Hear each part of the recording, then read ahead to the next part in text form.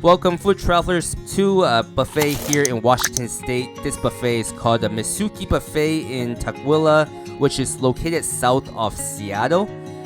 They open daily from 11 a.m. to 9 p.m. and we came for the dinner buffet. Dinner buffet starts at $29.99 a person, and that includes soft drink. For lunch, is $19.99 a person. And on their website, it does state there is discount for senior 65 and over, and also for Boeing and military person. You can definitely check the website on the children pricing, as that does change depending on the age of the children. For Saturday and Sunday, their dinner pricing is $36.99 a person, and as an all-day price, there's no lunch pricing or option there. Our visit here is a revisit. We actually came here a while back. I gotta say, like, at least 2 years ago, and we came here right kind of after things started opening up after the pandemic, and so we wanted to kind of see how it was back then. And now, since it's been a while, we wanted to come try it again and see how well they're doing. And we were happy that they made it through the pandemic and they didn't have to close. That was something that we were really excited with.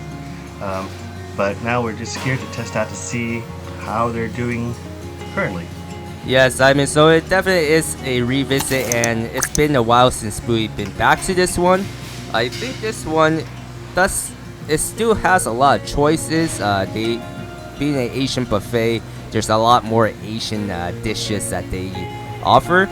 I feel like some of the names are kind of interesting that doesn't quite reflect the dish. Like, for example, they have one which is a coconut shrimp. I kind of felt like that's more like a honey walnut shrimp to me, or at least a tasting of it. And I did appreciate this one, having so much seafood for especially in this area where they have the crab legs and they have all this clams and a sushi session too. Yeah, it's always nice when you get that seafood selection, but sometimes it's also not so nice.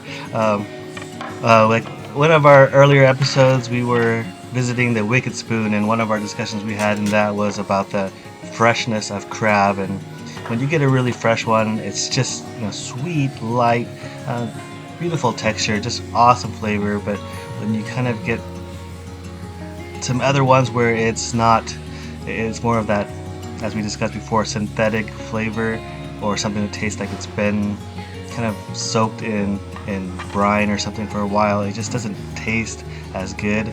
And in this case, Micah, that's kind of how I felt with the crab legs that they did have. It was just something where it was kind of odd. It felt dry to me, and that's kind of a first. I've never had dry crab legs.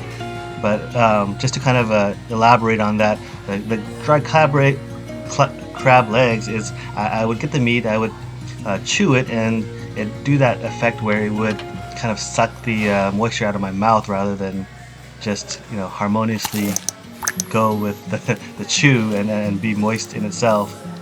So that was weird. Yeah, that was definitely different. I remember while we were eating, Simon was like, wow, these crab legs are really dry. Try it. I'm like, I don't want to try it. You just told me it's dry. And then Simon insisted I try it, so I tried some, and he was right. It's super dry. I should have kept with what I said and not try it, because it dried my mouth out too. Well, I had to try it because we had the delicious crab legs in Vegas earlier, and I just wanted to compare, and I was hoping, of course, with my fingers crossed, that it was as good. But unfortunately, you do run into this where it's not kind of what you expected or hoped for. So one thing that was not dry, was very juicy, was actually the ribs. I thought that was enough sauce on it. But then something we did mention was, while we were eating, was, is it really how it's supposed to be, where it's super juicy and cooked that way, or are they trying to hide that it's also a dry meat? Yeah, it was odd, but it ended up being probably my favorite dish.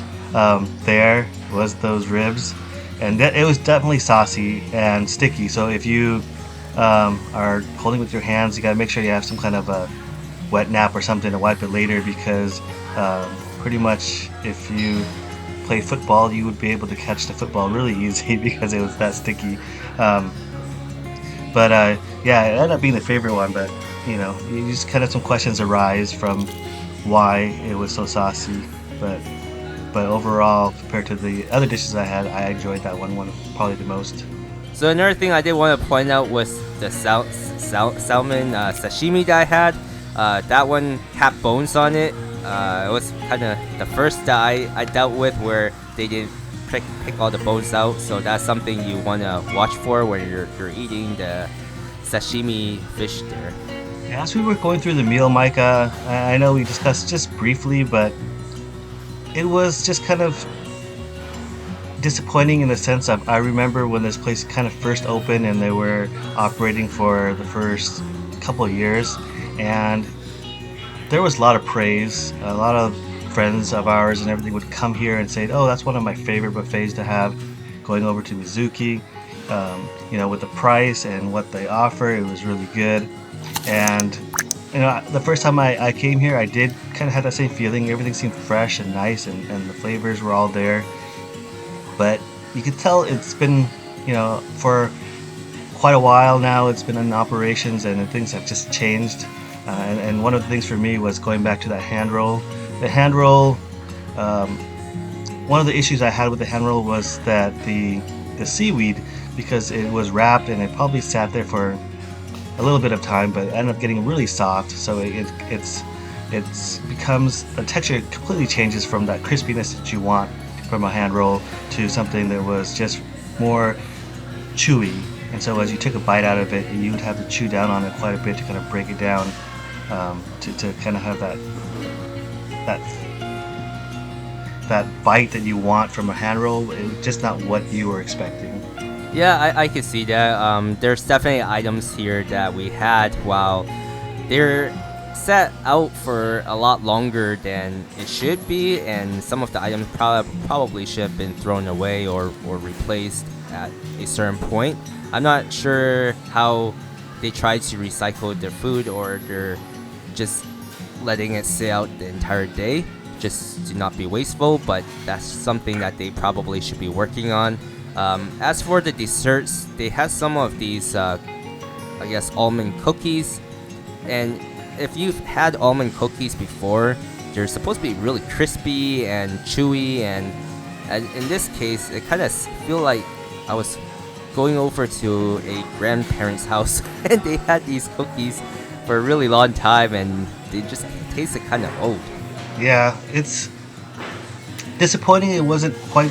It was kind of more like hit and miss with a lot of the dishes. Some things were nice, and then some other things you kind of felt like it was off.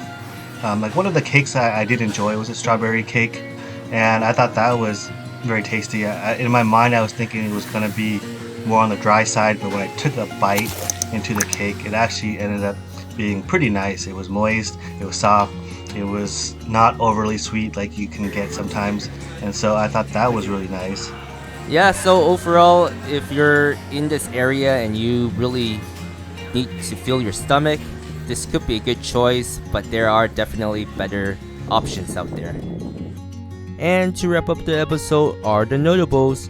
Unfortunately for this one, there are none. If you've enjoyed the content you've seen, don't forget to support the channel and hit like and subscribe. And if you want to see additional pictures of food and our travels, go over to our Instagram page and follow us there. And thanks for watching.